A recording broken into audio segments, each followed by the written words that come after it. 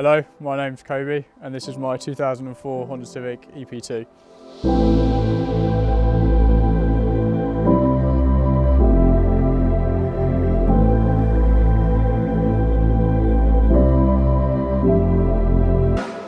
I was customising a Corsa at the time.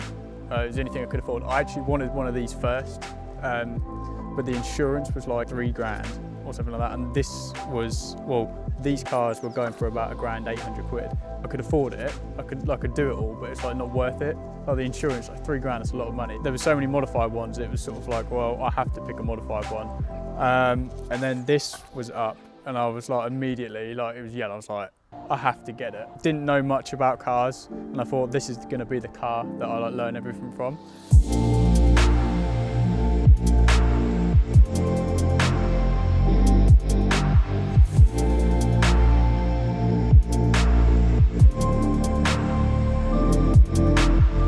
So after reverting it all back to normal, we started doing aesthetic things. Engine was completely stock, so I didn't need to do anything to that. Next thing I did was I did little things like I got the clears, which weren't really heard of at the time.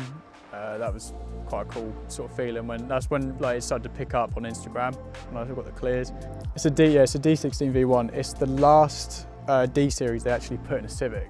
We actually rebuilt the engine at my dad's workshop. It was sort of a really good bonding time with me and my dad. So he's done that, like growing up, he's rebuilt loads of engines and all that. He was in the motor trade for, most of his life.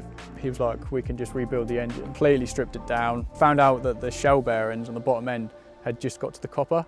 So we caught it just in time. A lot of work actually went into this, but this doesn't have much support as the other D16s. That's what a lot of people don't realise.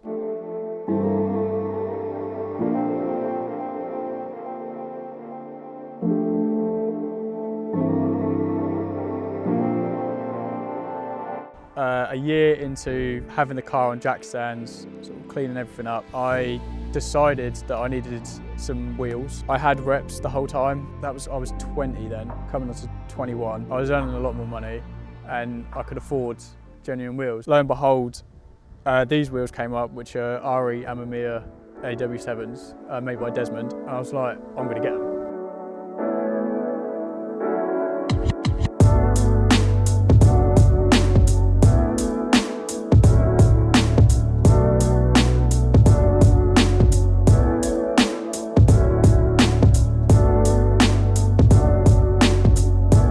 I think at the time I didn't realise how rare these were.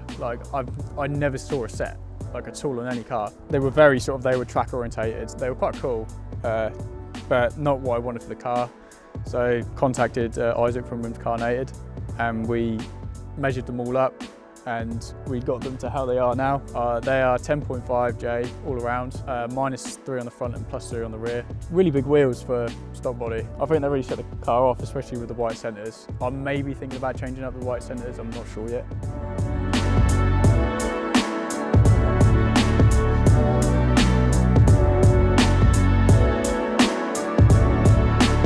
One of my friends had air on his car, and it heavily influenced me to get air on mine. So I bought a second-hand kit, swapped them for my BCs, and they didn't work. Hence why I've got a manual manifold. So a lot of people have the controllers and everything like that. I'm pretty much like what hydros are.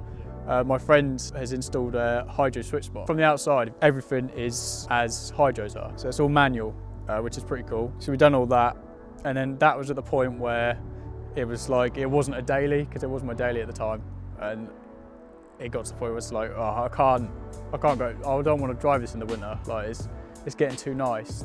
And that's when it really started to be concentrate on it being perfect. There was loads of imperfections on the car. I think at this point, I don't even think I've thought of it. I just wanted to enjoy it. I think that's one of the main things. I'm really excited for the engine to be running and just drive it, take it all the way to eventually I will take it all the way to red line.